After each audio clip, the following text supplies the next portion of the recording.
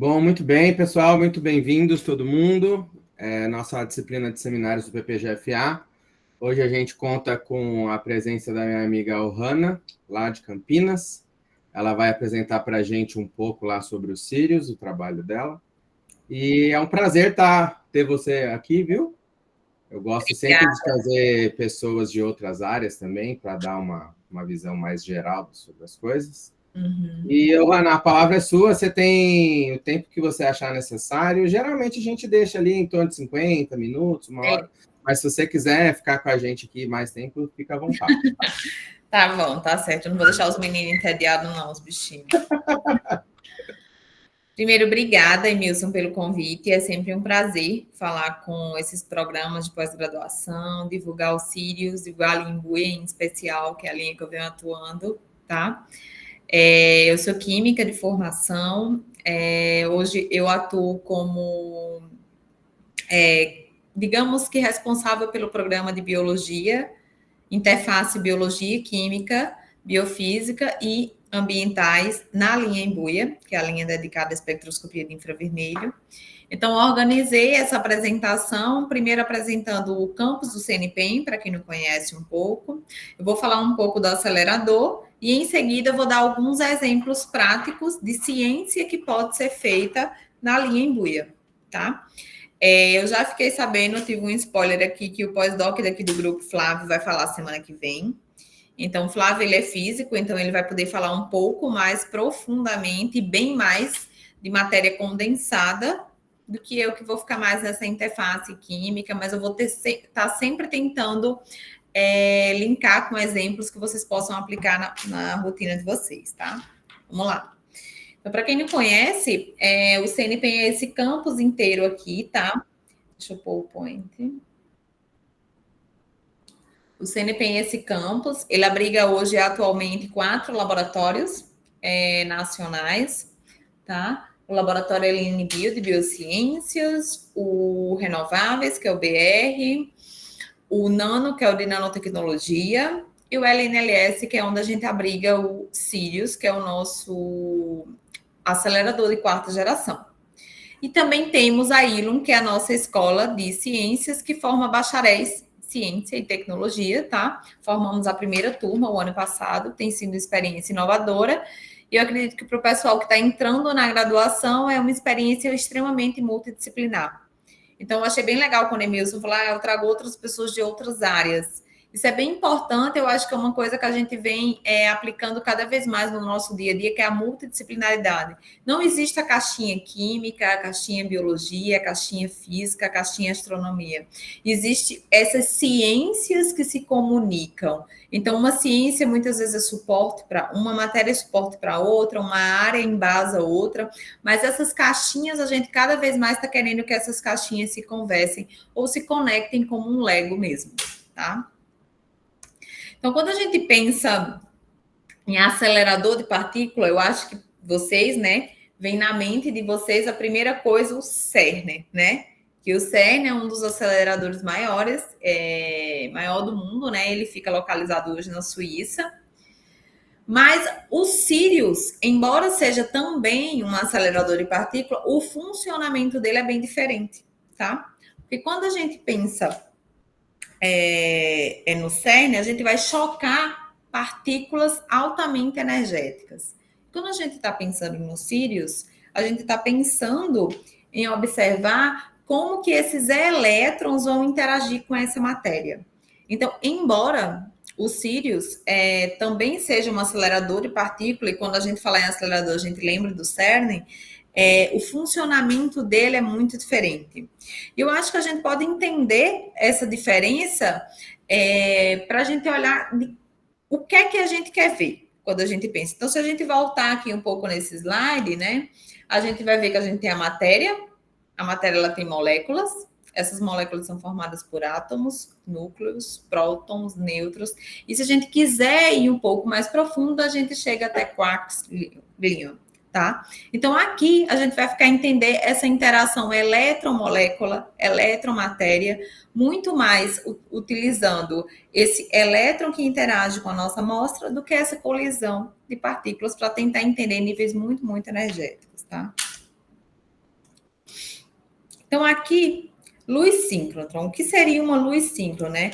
Uma luz síncrotron nada mais é, gente, do que uma radiação eletromagnética que ela é produzida quando partículas carregadas muito, muito próximo da velocidade da luz, elas estão viajando próximo à velocidade da luz, são forçadas a fazer trajetórias. Então, o que a gente tem? A gente tem pacotinhos de elétrons que são acelerados por uma rede eletromagnética. Essa rede, ela vai deixar esses pacotinhos bem próximo da velocidade da luz. E toda vez que eles estão fazendo uma curva, eles vão defletindo luz. Quando eles defletem essa luz, a gente tem a conhecida luz síncrotron, bem energética, tá? E o interessante que a gente tem da luz síncrotron é que ela abrange um amplo espectro. Quando eu quero falar de um amplo espectro, eu vou desde raio-x, eu vou desde infravermelho, ultravioleta, até raio-x, tá? Esse micro-ondas e ondas rádios a gente não chega, mas a gente fica nessa parte de raio-x. De fato, a maioria dos síncrotrons, eles são projetados para extrair raio-x, tá? Então, essa linha de infravermelho que eu vou apresentar para vocês hoje é um projeto que ela é única em aceleradores de quarta gerações no mundo. A gente tem 4, eu vou mostrar para vocês. A gente tem 4 aceleradores no mundo. Mas a linha de infravermelho, em quarta geração, ela só existe nesse. Porque foi um desafio um desafio óptico, desafio da engenharia, desafio científico e tecnológico, a gente extrair essa radiação com tão baixa energia para que a gente pudesse ter essa linha de infravermelho e ultravioleta, que é uma linha cedro, que a gente tem aqui no Sirius, tá? E quando a gente vai observando isso aqui, é só questão da penetração da amostra. Então, ou seja, vai de acordo com que a gente está aumentando essa energia, essa penetração vai alterando. E quando a gente pensa em energia, quando a gente vê o espectro eletromagnético, eles observam coisas diferentes. Então, por exemplo, quando eu estou no infravermelho, eu quero observar vibrações moleculares, transições. Quando eu vou para o ultravioleta, eu quero observar transições eletrônicas, até que finalmente eu chego nos raios-x e eu quero observar, por exemplo, uma espectroscopia em condição extrema. Eu quero observar como que essa estrutura cristalina, de fato, ela está organizada. A penetração é muito maior. Eu chego em níveis energéticos muito maiores e é tanto que eu posso chegar a estudar esses tipos de elétrons dependendo da técnica que eu vou estar aplicando no meu material, tá? Então, hoje, esse aqui é o Sirius por dentro, tá? Hoje a gente abrange toda esse espectro eletromagnético, a gente abrange eles nas linhas de luz. Quando eu faço, como abrange? Então, a gente tem a luz síncrotron, a gente tem várias estações experimentais. Sempre que eu falar linha de luz, vocês absorvam como estações experimentais. Estações experimentais, técnicas diferentes, para não ficar tão mistificado na mente de vocês. Então, por exemplo, uma linha faz difração de pó, outra linha faz luminescência, outra linha faz dicroísmo circular. Então, assim, são linhas diferentes que extraem energias diferentes em comprimentos de ondas diferentes, tá? Hoje, a gente tem 4 no mundo, tá? A gente tem o APS, o MAX4, SRF, e que eles são laboratórios de quarta geração. Não estou falando que são os únicos, tá? Que existe em síncrotron, mas são os únicos que estão sofrendo upgrade para se tornarem laboratórios de quarta geração, tá? É importante falar que o Sirius hoje ele pode ser considerado uma green facility porque ele foi construído do zero. Então, quando a gente observa todas as construções, os anéis, eles sofrem upgrades. Nesse caso, não. Nesse caso, o Sirius, ele foi construído do zero. Então, se a gente observar aqui, ó, eu coloquei essas fotos para que vocês pudessem observar, desde 2014. Hoje a gente já está com o prédio completamente finalizado, mas a gente pode dizer que ele foi construído num terreno onde não havia nenhuma outra construção, não teve demolição, então a gente pode considerar essa estrutura começou a partir de uma Green Facility. Então, aqui eu trouxe esse vídeo para que vocês pudessem observar como de fato é o funcionamento desse anel. Então, o funcionamento desse anel, eu costumo apresentar que ele é dividido em 4 partes. A Primeiro eu vou ter a minha geração dos elétrons, tá? Que é onde eu tenho um filamento de tungstênio, que esse filamento ele vai liberar elétrons. Esses elétrons eles vão para o booster, que é o anel onde eles vão ser acelerados. Nesse anel que eles vão ser acelerados, tem uma malha óptica magnética de espelhos, de quadrupolos, octopolos, que são ímãs, que vão corrigindo esse feixe ao longo da trajetória dele, no sentido que se tiver aberrações horizontais, verticais, ele vai focalizando, demagnificando esse feixe para que ele fique extremamente estável nesse booster, onde ele vai estar sendo acelerado, e ele, de fato, atinja velocidades próximas da luz muito, muito estável. A terceira parte seria o anel de armazenamento, que é onde esses elétrons ficam girando, para depois eles irem para a linha de luz, tá? Esse anel de armazenamento é muito importante porque hoje a gente opera no modo top-up. Então, é um modo que a gente não precisa fazer desligamentos da máquina de 8 em 8 horas para fazer nova injeção. Então, a gente sempre tem essa máquina sendo nutrida com esses pacotes de elétrons para que forneça, de fato, essa luz continuamente durante 24 horas para os usuários. Então, se a gente observar aqui a gente tem a primeira etapa que eu falei para vocês, onde o filamento tungstênio é gerado. Em seguida, ele vai passar para esse tubo aqui, onde vai ser armazenado, tá? Esse vídeo aqui, ele é bem fiel, de fato, como é dentro do anel. A gente tem, de fato, essa malha magnética, essa malha, alguns elementos ópticos. Depois ele passa para esse outro anel aqui, que é o anel de armazenamento, que eu falei para vocês, que é o anel onde esses elétrons, eles ficam girando muito próximo da luz, já extremamente estáveis e em condições de irem para a linha de luz via esse tubo, onde eles viajam pela ótica de cada linha de luz específica e, de fato, eles chegam nas nossas estações experimentais para que os usuários possam aplicar e utilizar e entender a interação desse feixe com essa amostra. Então, se vocês observarem agora, é o nosso hall experimental, onde a gente tem algumas estações experimentais que recebem esse feixe e os usuários fazem uso para fazer os seus estudos específicos, tá? Aqui eu tenho o nosso anel, né? Eu costumo falar que a gente está em constante desenvolvimento, tá? Eu até brinco que eu falo que eu trabalho num canteiro de obra, porque sempre está tendo obra aqui nesse laboratório. Então, tudo isso aqui que vocês estão vendo, esses nomezinhos aqui, ó, são os nomes das nossas estações experimentais, com técnicas diferentes, desde difração, espectroscopia, absorção, dicroísmo, tá? A gente tem todas essas técnicas aqui que os usuários conseguem aplicar para vir usar, vou falar um pouco para vocês depois. E se vocês observarem, esses nomes são bem característicos, eles são da fauna e flora brasileira, tá? Então, cada nome desse tem um acrônimo da técnica, mas também tem esse viés de representar o Brasil. A gente teve a fase 1, que são essas linhas em amarelo. Essa fase 1 significa que são linhas que ou estão em projeto e comissionamento ou já foram liberadas para operação. A fase 2 são linhas que ainda estão em desenvolvimento de projeto, então, ou seja, estão sendo pensados novos designs para essas linhas de luz. E a gente tem o nosso Orion, que eu vou falar no final, que é um laboratório de contenção máxima para a gente estudar patógenos. Por exemplo, eu acho que todo mundo se recorda da recente pandemia que a gente enfrentou. Então, esse laboratório Orion, ele vem com a missão também que a gente, se vier a ter uma nova pandemia, que a gente tenha condições científicas, tecnológicas e também tenha mão de obra para que a gente consiga, de fato, estudar o mais rápido possível esses patógenos para conter também o mais rápido possível para a população, tá? Então, por isso que a gente precisa de um laboratório de contenção máxima nível 4.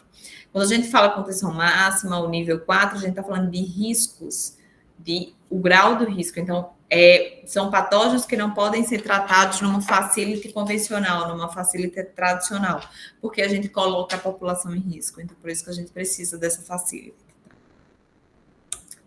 Aqui na Imbuia eu queria chamar a atenção de vocês, como eu já falei para vocês, nós somos a única linha que a gente tem em laboratórios de quarta geração do Sirius, tá? Então, isso aí foi a recente publicação que a linha teve, que foi divulgando todo o nosso setup óptico da Imbuia Nano, nessa revista, propondo que outros síncrotrons também possam ter essa infraestrutura ou, quem sabe, extrair essa radiação para que possa ser aplicado. Tá?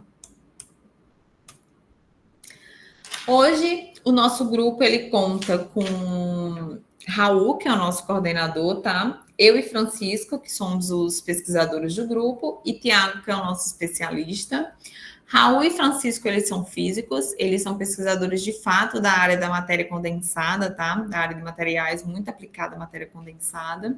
E nós temos Tiago, que eu costumo falar que ele é quem resolve todos os nossos problemas, tá? Então, a gente quebra qualquer coisa ou a gente apronta qualquer coisa, ele vai lá e dá bronca na gente, mas ele sempre dá a solução. Então, acho que ele é peça fundamental.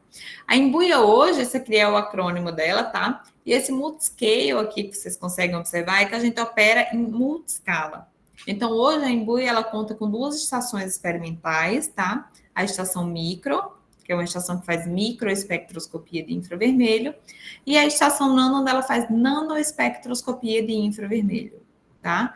Essa linha aqui, essa estação micro, ela ainda está em comissionamento, então é possível que a gente tenha que fazer alguns desenvolvimentos técnicos in-house. Quando eu falo isso, eu estou falando do microscópio, porque a gente tem que ter microscópios que sejam compatíveis com o nosso feixe síncrotron.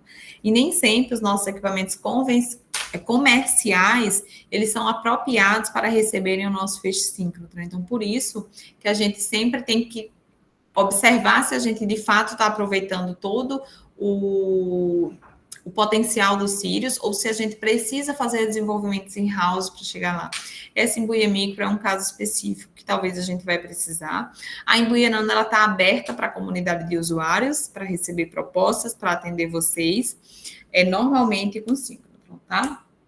Então, vou começar falando dela um pouco, tá?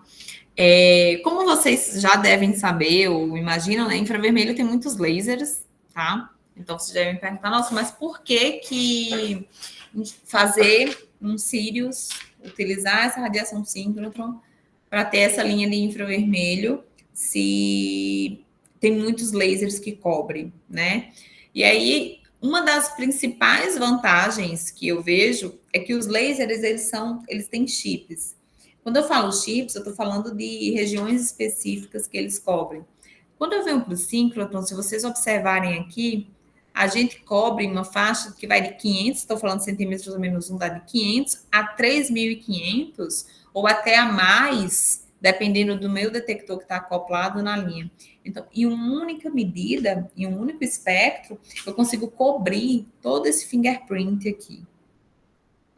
Para materiais, isso é muito importante, porque a gente pega todos os possíveis comprimentos de onda, por exemplo, de polímeros, isso é fundamental. Quando a gente está estudando interação entre filmes finos diferentes, ou até mesmo para as pessoas da biologia, que tem esse fingerprint muito largo, para cobrir desde lipídio, ácido nucleico, até hidroxilas, tá? Então, hoje a Imbuia Nano, ela é como se fosse 2 técnicas. Quando eu estou falando de 2 técnicas, é que eu acho que vocês já ouviram falar na técnica da AFM, tá? Então, é uma técnica que eu tenho informações da topografia e acoplada a essa ponta de AFM, eu tenho o meu infravermelho, tá? É uma técnica que ela vem da abreviação SNO, por ela ser de campo próximo, near field. Então, o que é isso quer dizer? Quer dizer que eu tenho uma ponta de AFM especial, onde eu tenho cargas livres nessa ponta, tá? E quando essa ponta ela interage com o feixe de infravermelho, ela vai formar uma onda evanescente nessa ponta, que é o nosso feixe de infravermelho, e essa onda interage com a minha amostra. Então, vocês, quando fizerem essa análise, vocês vão ter informações da topografia, tá? Vocês vão ter informações da rugosidade desse material, diferenças de durezas desse material e também espectroscopias locais.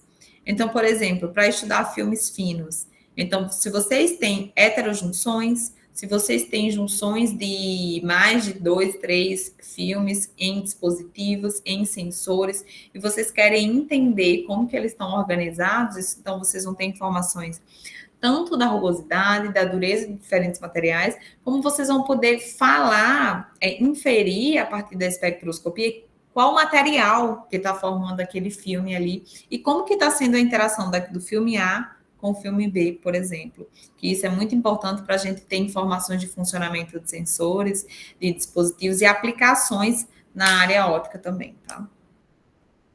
Então, aqui é o exemplo clássico, quando a gente tem a ponta DFM, eu tenho a minha amostra, eu tenho o feixe síncrotron aqui, e a junção da microscopia de infravermelho com o AFM, eu tenho, de fato, a minha técnica, que é conhecida como a técnica Snow. Tá?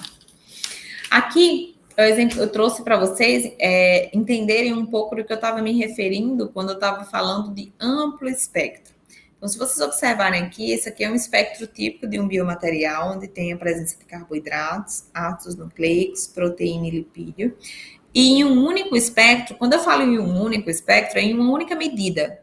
Soltei uma medida X. Em uma única medida, eu vou ter todas essas informações contidas em um único espectro, tá?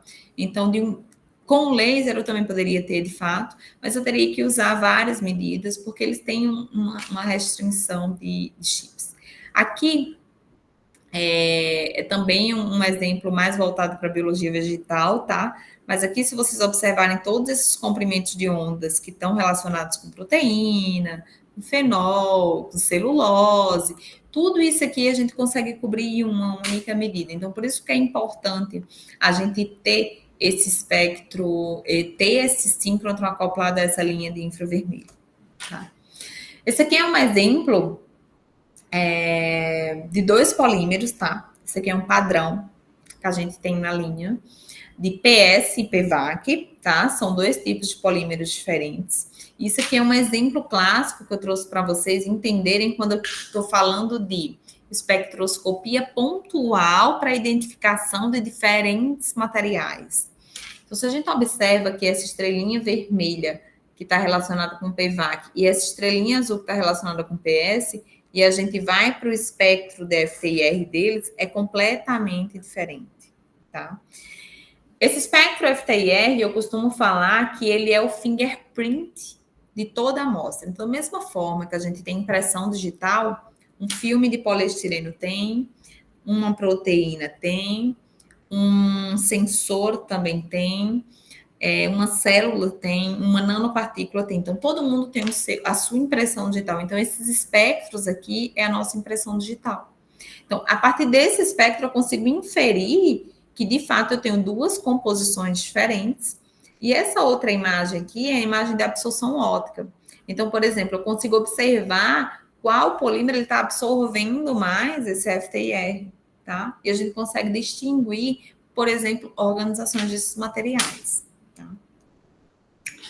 Aqui um exemplo de um usuário que ele está estudando mecanismo, ele está monitorando por nano-FTIR, mecanismos de degradação de óxido de grafeno, tá? Então, eles têm vários flakes. Então, esse aqui é um exemplo de um flake, tá? Então, ele tem flakes, onde ele mede essa espectroscopia pontual e ele consegue observar diferentes tipos de degradação ou diferentes estado de oxidação dos materiais dele, que é puramente óxido de grafeno sintetizado em bancada e não comercial, tá? Então, se a gente consegue observar o CH, C+C, C+O, tudo isso, ele está observando que está tendo shifts quando ele vai para regiões diferentes, e isso infere que no mesmo flake a gente tem uma curva de degradação desse óxido de grafeno diferente. Então, ou seja, está tendo uma degradação heterogênea. Isso é muito importante a gente estudar quando a gente quer entender aplicações. Então, nesse caso em específico, vai funcionar como uma plataforma para estudo de enzimas, tá? Então, é importante ele entender o nível de heterogeneidade desses materiais quando ele está falando em grupos funcionais, porque são de fato esses grupos que vão interagir com outros materiais, dando de fato a funcionalidade. Aqui, por exemplo, se vocês observarem, olha como mudou a aparência do flake. Aqui era um flake não degradado, aqui um flake com 10 dias de degradação. Então, se vocês forem observar, está muito menor, né? Tá bem claro. E também os níveis de grupos funcionais, os shifts, tem bandas que estão aparecendo, tem bandas que estão desaparecendo, e tudo isso é importante quando a gente for pensar em funcionalidades, em aplicações. Então, eu acho que hoje eu estou falando, se eu não posso estar enganada, para um PPG de Física e Astronomia, e vocês devem estar se perguntando, nossa, mas como assim essa parte mais química e biológica? Então, eu costumo montar na minha cabeça, primeiro, eu não separo em caixinhas. Segundo, materiais. Eu acho que a gente tem que pensar com a missão de materiais. Para a gente desenvolver materiais, a gente tem que pensar na aplicação. Para a gente pensar na aplicação, a gente tem que conhecer bem o nosso material. Para a gente conhecer bem o nosso material, a gente tem que aplicar técnicas de caracterizações que nos deem respostas. Então, hoje, a minha missão aqui é vocês entenderem que a técnica de nanoespectroscopia e microespectroscopia, ela traz informações composicionais locais, tanto de heterogeneidade, como também de homogeneidade, que pode dar informações para a síntese de vocês, ou para o método que vocês estão fazendo, e para a aplicação do material de vocês. Isso é muito importante, tá? Esse outro exemplo aqui é uma célula, tá? Eu sou suspeita a falar, eu acho a coisa mais linda. Então, aqui, nesse lado aqui, eu tenho uma imagem de transmissão. Desse lado aqui, eu tenho o meu EFM, tá? E se vocês observarem esses pequenos pontinhos aqui, todos são espectros em locais diferentes. Então, por que é importante entender essa célula em locais diferentes? Vocês podem me perguntar, mas toda célula não tem já a sua identidade definida? Tudo bem. Mas se eu pego essa célula aí e eu vou interagir ela com um nanomaterial, com um nanocarreador de fármaco, por exemplo, eu tenho que entender exatamente onde esse nanocarreador de fármaco ele vai chegar. Então, aqui a gente consegue mapear as diferenças, ou, por exemplo, nesse 2, 3 e 4... 2, 3 e 4 é onde eu tenho uma região maior de proteínas, que vocês conseguem observar aqui. Quando eu venho para o 5, 6, 7, eu tenho uma maior região de lipídios. Então, eu tenho que entender como que eu vou interagir ou como eu vou internalizar um nanomaterial. Então, por isso que eu tenho que entender se eu vou por vias lipídicas, se eu vou por vias proteicas, tá? Então, isso é muito importante, porque tem como a gente trigar muitas nanopartículas para que elas vão extremamente direcionadas, tá? E falando em laser, eu tenho um laser que a gente também tem acoplado na nossa linha, que é o laser chamado QCL, que é um laser de cascata quântica, tá? Que é um laser onde a gente consegue fazer imagens de espectroscopia, tá? Setando chips, como eu falei para vocês. Então, da mesma forma que nessa medida que eu mapeei espectroscopicamente, agora eu quero mapear espacialmente essas diferentes composições. Então, eu venho com o meu QCL e eu consigo identificar exatamente onde eu tenho maior região de lipídios e proteínas espacialmente. Então, eu caso as duas informações. Então, aqui, ó, 1738, que é relacionado com lipídios, vocês podem observar que está bem vermelho interno. Quando eu venho para esses dois comprimentos de ondas, que é proteicos, está extremamente absorvedor ao redor dessa célula. Então, com isso, eu consigo também inferir, por exemplo, se eu tenho algum dano quando eu interajo com o nanomaterial no tecido.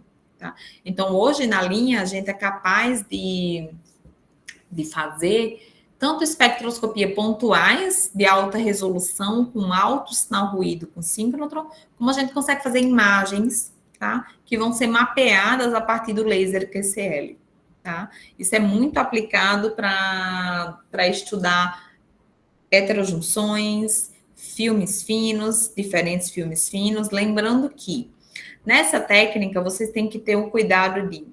Essa técnica, como eu falei para vocês, é uma técnica onde forma uma onda evanescente, né? E a gente tem uma interação de campo próximo. Então, a penetração dessa nanoespectroscopia, ela é muito pequena comparada às outras, tá? Então, chega no máximo 100 nanômetros.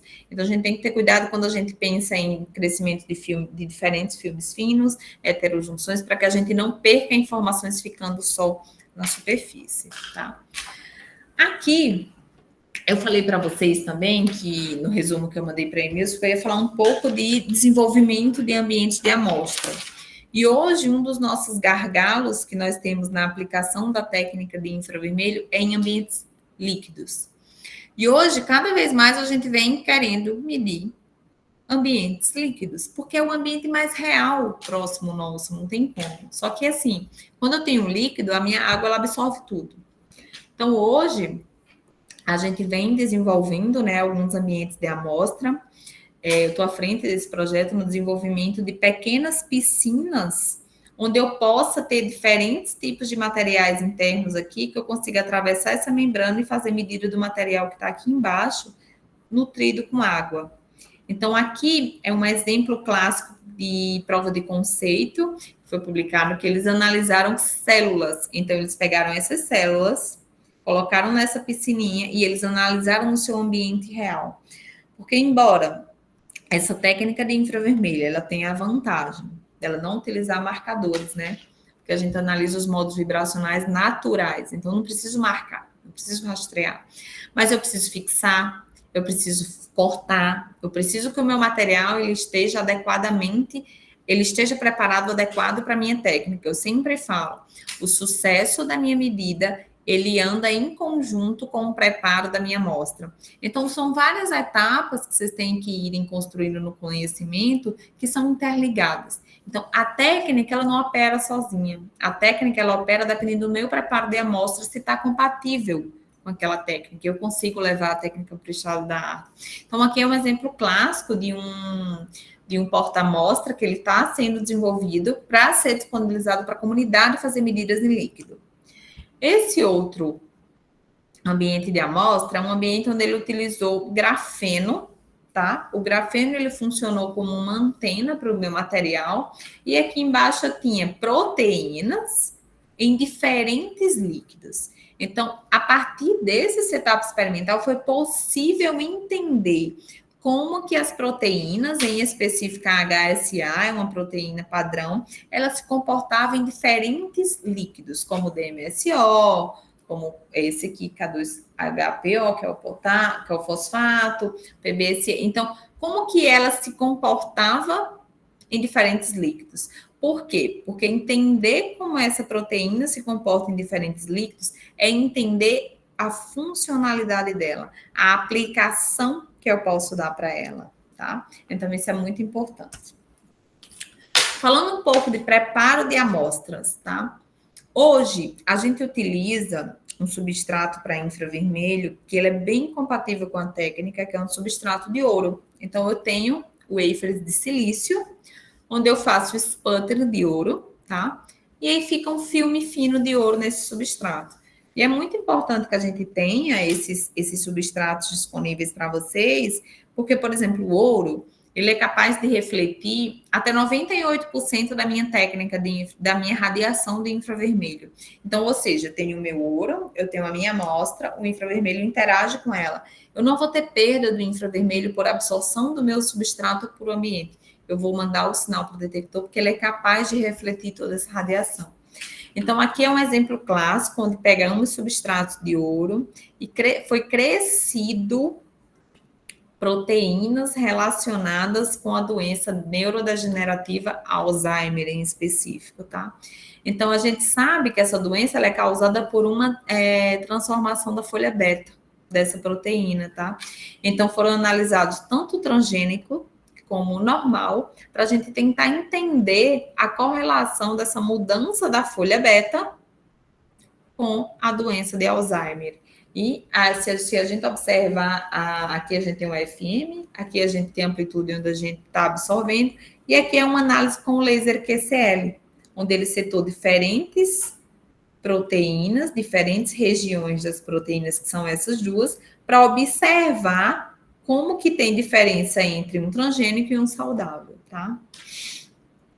Então, hoje a gente recebe alguns grupos que estudam mais física da matéria condensada e suas aplicações. Então, entender que tem que fazer crescimentos de filmes em substratos específicos, ou transferir, ou fazer sensores em substratos específicos. Isso é muito importante para que a gente consiga analisar. Outro fato extremamente importante para entender é o corte desses materiais. É interessante, como eu falei para vocês, que a gente tem no máximo 100 nano de penetração, tá? Então, sempre que eu falo de cortes, eu tenho uma célula, eu tenho um fio de cabelo, como é o exemplo que eu tenho aqui. Eu preciso que esse fio de cabelo ele seja cortado numa espessura de 100 nanômetros e depositado no meu substrato. Então, aqui é uma coisa bem aplicável do nosso dia a dia, embora não seja cabelos humanos, mas nessa pesquisa aqui, nessa ciência, eles tentaram entender como que diferentes colorações de cabelo estavam correlacionado com a composição do fio de cabelo. Então, a gente tinha mais esses dois componentes aqui, a depender da cor do cabelo. Então, a gente consegue inferir que diferentes colorações têm diferentes composições na amostra final, que isso causa, por exemplo, cabelos brancos, que é o que a gente luta tanto, tá? Esse outro exemplo que eu trouxe para vocês aqui é um exemplo de drug delivery. Eu não trouxe aqui para vocês porque é uma coisa bem específica, mas todo mundo aqui, por exemplo, quando vai tomar antibiótico, toma de 8 em 8 horas, né? E a gente tem que fazer essa administração. Por quê? Tem uma curva que a gente tem que atingir de liberação máxima desse fármaco e ele decai rapidamente. Então, quando dá 8 horas, a gente não tem mais nenhuma atividade desse fármaco. Aqui são estruturas onde eles têm nanopartículas nanopartículas de óxido de silício que querem carrear fármacos. E eles fizeram esse estudo na bactéria. Então, por exemplo, aqui eles têm várias nanopartículas e eles vão medir em diferentes locais para tentar entender. Se vocês observarem o roxinho, a interface entre a bactéria e a nanopartícula, a bactéria, a nanopartícula, para tentar, de fato, ter assinaturas diferentes e inferir que esse fármaco está sendo liberado quando a gente vai para essa interface bactéria-nanopartícula. Então, através desse acompanhamento de espectros pontuais em diferentes materiais, a gente consegue até dar alguns highlights sobre a liberação dos fármacos, tá? Como que está acontecendo, pelo menos, a interação entre esses nanomateriais. É um dos exemplos também. Tá? A nossa outra estação é a nossa estação micro, tá? Então, aqui eu trouxe um exemplo do que, de fato, é um experimento clássico da absorção, e é o que acontece também na nanoespectroscopia. Então, eu tenho uma amostra, que essa amostra tem moléculas, eu vou interagir com um feixe, essa amostra vai vibrar, tá? Essas moléculas, elas vão absorver, e elas vão me dar o fingerprint, como está aqui descrito, tá? Então, eu não preciso, quando eu falo marcar, por exemplo, a gente vai fazer alguns exames, a gente tem que tomar contraste, porque a gente precisa que algumas coisas fiquem em mais evidência. Quando eu estou falando do infravermelho, é que ele pode funcionar como uma sonda molecular das vibrações naturais. Eu não preciso usar esse rastreador, esse marcador artificial, por exemplo, tá? Então, hoje, a gente tem na Embuia Micro um espectrômetro convencional. Eu costumo falar que a Embuia Micro, o equipamento dela, é dividido em duas partes, tá? Aqui é o nosso espectrômetro convencional, tá? Onde eu faço, eu acho que a maioria de vocês, se não todos, já ouviram falar em pastilha de KBR. Então, é onde eu pego o nosso pozinho, macero e faço as análises. E aqui eu também tenho o microscópio. O microscópio é o nosso grande diferencial, porque hoje a gente consegue fazer imagens hiperespectrais e espectros pontuais e mapear espacialmente essa composição, quando a gente consegue fazer imagens até de mosaicos, que eu vou mostrar um exemplo para vocês, ou imagens pontuais para a gente mapear como que está essa composição. A gente consegue fazer amostras de filmes, amostras líquidas, também estamos fazendo um desenvolvimento de setups específicos para analisar em microescala, e a gente consegue fazer reflexão, transmissão com ouro, tá? O primeiro exemplo que eu vou mostrar para vocês é um exemplo recente, tá? Eu acho que é um exemplo que a maioria de vocês viram, que foi o exemplo que ele estudou microplástico em cérebro humano. Então, quando eu falo que, de novo, pela terceira vez eu vou falar nessa apresentação, quando eu falo que não tem caixinha de área, é exatamente isso aqui. Isso aqui é um projeto puramente da medicina, tá? Essas amostras são da medicina, tá? Eles coletaram o bulbo olfatório de alguns pacientes, né, no momento do óbito, e eles queriam estudar. Para isso, eles precisavam da química. Por quê? Hoje, a gente dizer que é polímero é muito fácil a partir do FTIR, só que hoje, para a gente mapear da onde vem, a gente precisa identificar o tipo do polímero. Quando eu estou falando de tipo de polímero, eu estou falando do PS, do PVAC, do PP, do PA. Então, quando a gente, por exemplo, pega amostras do mar, e a gente, putz, aqui tem muito poliestireno, aqui tem muito polipropileno, a gente consegue entender, opa, tem indústria aqui perto? Tem empresa aqui perto? Teve algum naufrágio? Então, a gente consegue linkar para a gente tentar entender a fonte desse poluente que está vindo para poluir os nossos meio ambientes. Foi um paper que deu bastante repercussão, tá? Principalmente por quê? Porque é um caso que está tratando de saúde pública. Porém, a gente ainda, mesmo identificando o tipo do polímero, nessa área de microplástico, nessa área de nanoplástico, os impactos tóxicos em qualquer parte do corpo humano é uma área que ainda está muito em desenvolvimento. Então, eu costumo falar na base da pirâmide, a gente está identificando o polímero nesses materiais, mas a gente precisa entender as consequências de ter esses polímeros em algumas partes do nosso corpo humano, e depois disso a gente vai tentar entender o caminho que isso chegou e como que a gente pode frear. Então, é um caminho muito longo. Eu sempre falo, essa área de micro e nanoplástico, ela está em constante desenvolvimento, mas ela ainda está, eu costumo falar que ela está engatinhando, porque a gente ainda está tentando entender a repercussão de eu ter, por exemplo, um PS dentro de mim, tá? Então, aqui é como que eles linkaram, porque esse bulbo olfatório só tem um caminho de entrada, um mecanismo de inalação, que é por aqui. Então, por isso que para romper essa barreira, ele tem que chegar por inalação. Isso já é uma informação, beleza? Aí a gente consegue linkar pelo tamanho das partículas quais exposições possíveis foram necessárias para que esses pacientes tivessem microplásticos nesse local, tá? E a partir disso, a gente tem aqui, ó, identificação de partículas, onde a gente consegue ver nylon, polipropileno, e a partir desse valor aqui, a gente confere a confiabilidade dos nossos métodos, tá? Na aplicação e na identificação do tipo do polímero. Outra caixinha da nossa cadeia, eu falei para vocês que a gente pensa no material. Quando a gente pensa no nosso material, a gente tem que pensar na síntese desse material, né? E a gente já pensa no material para aplicar. Muitos dos materiais, a gente primeiro tem que entender os impactos dele, tanto para o meio ambiente, como para os organismos vivos, tá? Então, uma das áreas que vem sendo bastante aplicada essa técnica de infravermelho é você identificar e fazer ligações de nanomateriais com a toxicidade em animais modelo. Então, por exemplo, aqui é um modelo de zebrafish, tá? É um modelo muito aplicado para entender toxicidade de nanomateriais, principalmente como que ele é semelhante aos sistemas humanos, então eles conseguem mimetizar muito bem, tá? Então, aqui a gente tenta entender, por exemplo, quando a gente expõe esse modelo, esse organismo, a nanopartícula de cobre ela vai interagir aonde? Ela vai interferir no tecido? Ela vai interferir nas glândulas?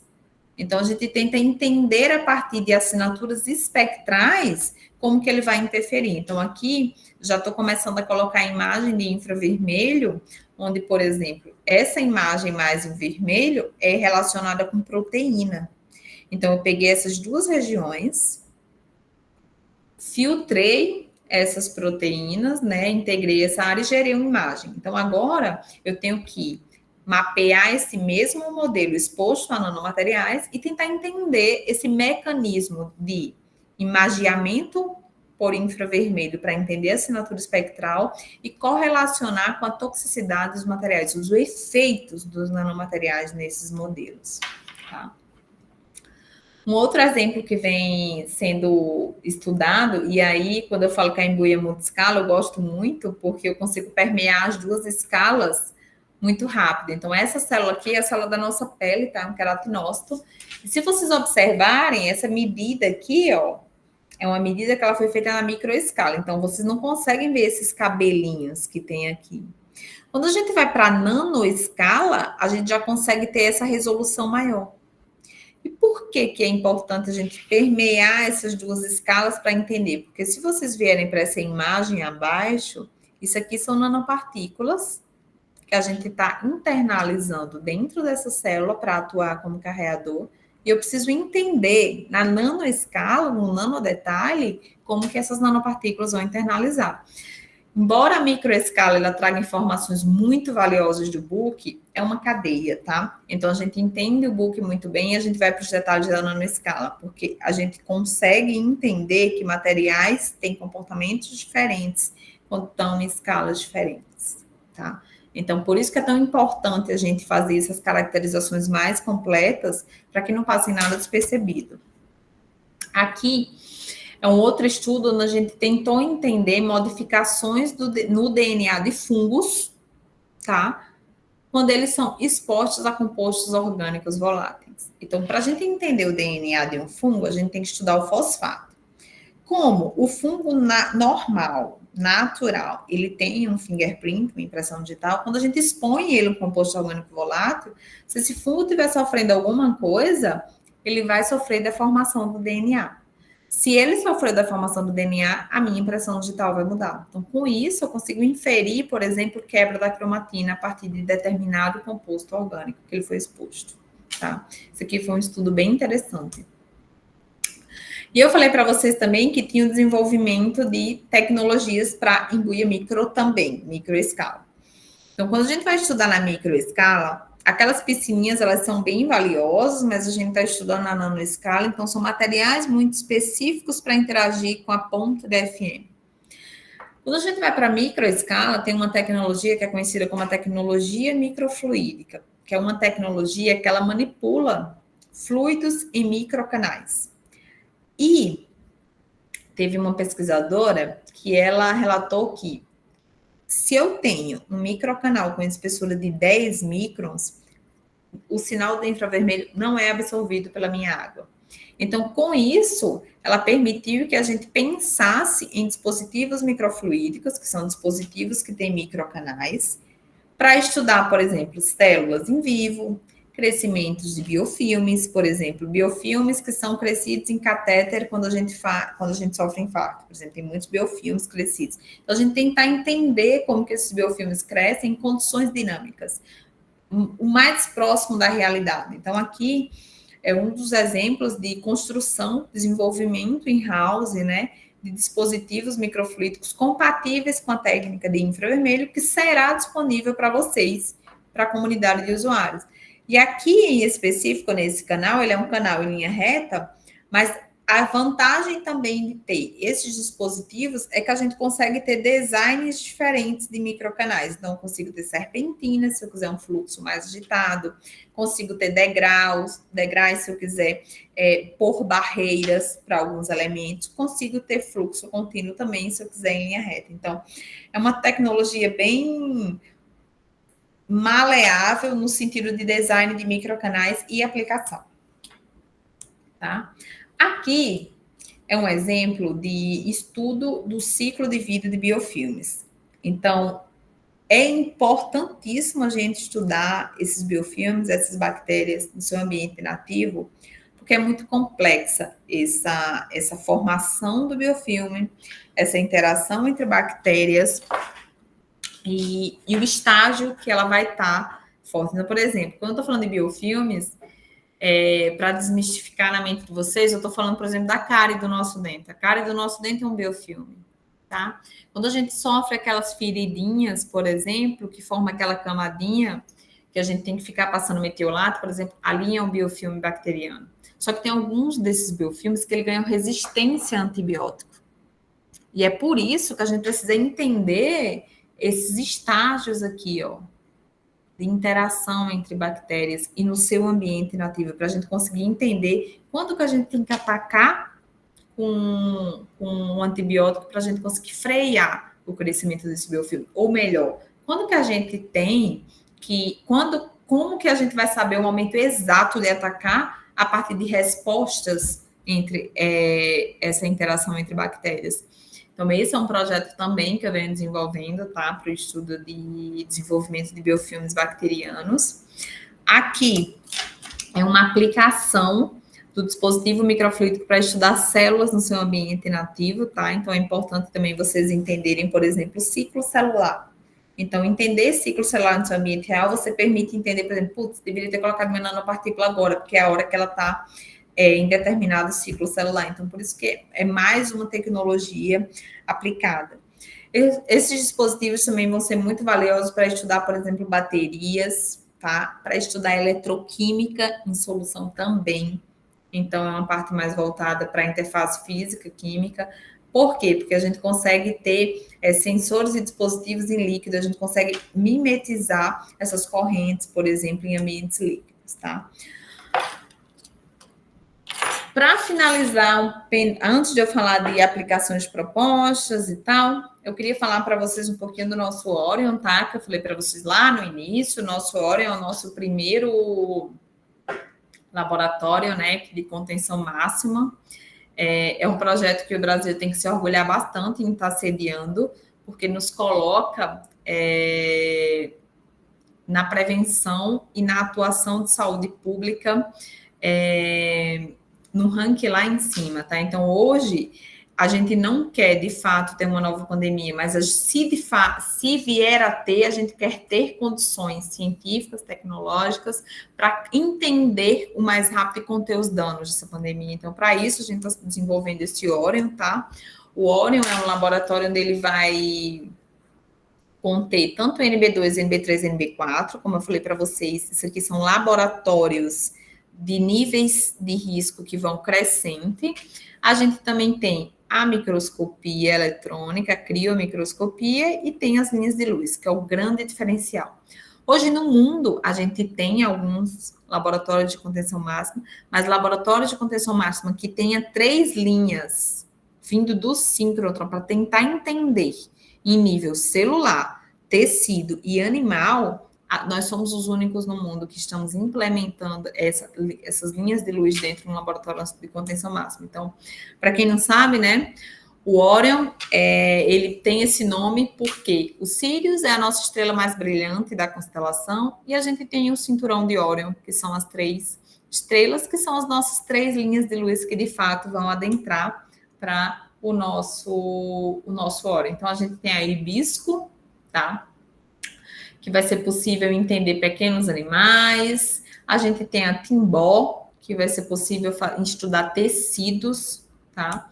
E a gente tem a nossa sibipiruna, que vai ser possível a gente entender células. E por que é importante a gente ter essas 3 linhas de luz dentro do nosso Orion, assim como ter uma infraestrutura de transmissão que eu falei para vocês que tinha lá. Por quê? Porque se a gente consegue criopreservar as nossas células, os nossos tecidos, a gente consegue ter uma interação, feche a amostra sem causar dano na minha amostra, porque se eu ponho um raio-x hoje numa célula inativa, ela vai fritar a minha célula, tá? Então, hoje eu consigo ter, a partir da criopreservação, ambientes de amostras compatíveis com linhas de luz, mantendo a preservação estrutural, física desses materiais, assim como a gente vai ser possível fazer reconstruções 3D desses materiais, tomografias. Então, por isso que é tão importante a gente entender no todo, tá? Esse aqui é o nosso calendário de operação, tá, pessoal? Em amarelinho são os dias que a gente tem feche para as linhas de luz. Esse ano, em específico, a gente implementou trabalhar da terça até o domingo. Então, as segundas-feiras, geralmente, nós para o estudo de máquina, é onde o pessoal está estudando como está o nosso acelerador, se precisa de upgrade, se precisa de um conserto, mas de terça a domingo nós estamos recebendo usuários. Aqui a gente funciona 24 horas, então sempre que vocês submetem propostas para as linhas de luz, é importante que vocês venham com uma equipe, no mínimo 2 pessoas, para que vocês possam se revezar e utilizar essa infraestrutura o máximo possível, tá? Assim como é importante eu mencionar para algumas pessoas que talvez não saibam, ou não fique claro, que a gente tem um programa de auxílio. Então, a partir do momento que vocês submetem propostas científicas para utilizar nossas linhas de luz, a gente consegue financiar em estadia, passagem e alimentação para até 2 pessoas da proposta, para vir executar essas chamadas aqui nos nossas linhas de luz. Vocês são contemplados com dias, então geralmente são shifts, né? Os nossos shifts são de 8 horas, 1 dia, 3 shifts. Então, quando vocês aprovam a proposta, vocês ganham um determinado número de shifts, que varia de 2 a 4 dias, geralmente, dependendo da linha, que vocês ficam imersos aqui, fazendo a execução da proposta, tá? Aqui são alguns números de alguns ciclos, tá? É importante falar que a gente vem recebendo cada vez mais, minha proposta foi aprovada e tal, a gente está aumentando muito o nosso nível de submissão. A gente, inclusive, foi um dos motivos de a gente aumentar a nossa operação até para o domingo, por isso, para tentar suprir toda a demanda da academia, né, toda a demanda da comunidade científica, mas mesmo assim, essa demanda vem crescendo, que é maravilhoso, tá? Essa infraestrutura que, de fato, precisa que vocês utilizem ela, tá? E hoje, nossa submissão de proposta é feita pelo nosso sistema SAL, tá? E a nossa revisão é uma revisão de duplo anonimato, então, o que é que acontece? Vocês submetem a proposta e vocês se tornam automaticamente os nossos revisores. Então, primeiro vocês fazem a submissão, tá? Depois essas propostas, elas vão ser enviadas para os nossos revisores anonimamente, então eu não sei qual proposta eu estou revisando, e quem estiver revisando a minha também não vai saber que é a minha. Em seguida, a cada proposta que a gente envia, a gente recebe 5 para avaliar, depois eles têm uma avaliação, tá? Para tentar entender o grau, ranquear essas propostas. A gente tem um comitê de diversas áreas, o nome dessas pessoas está disponível no nosso site, que elas vão, mantendo o anonimato, elas não vão saber de quem são aquelas propostas, elas vão ranquear e observar os pareceres, para ver se os pareceres estão compatíveis, estão alinhados, como que acontece, e depois a gente tem a avaliação da viabilidade técnica. Por exemplo, quero medir líquido, a gente tem que avaliar se tem algum porta-amostra disponível, se tem como fazer esse desenvolvimento in-house a tempo de atender vocês, tá? Aqui a gente tem também diversos programas para receber. A gente tem um programa unificado de estágio, que é um programa muito legal. Vocês ficam aqui fazendo estágio com projetos específicos nas nossas linhas de luz. Nós temos o programa PIBIC, temos o Bolsa de Verão, temos algumas escolas, como a Escola Ricardo Rodrigues de Luz Síncrotron e a Escola Cídios para Professores do Ensino Médio, que são nossas 2 escolas que acontecem todos os anos. A gente também tem o nosso Ciência Aberta, tá? Que está chegando agora em maio, estão todos convidados, que é o nosso CNPq de portas abertas para a comunidade. A gente faz experimentos lúdicos para que vocês entendam o que a gente vai fazer nas nossas linhas de luz. E acompanhe as nossas redes sociais, que é extremamente ativa, e nós estamos sempre colocando as novidades que a gente tem por lá. E obrigada pela atenção, pessoal. Acho que eu não falei muito. Não, tá tudo certo.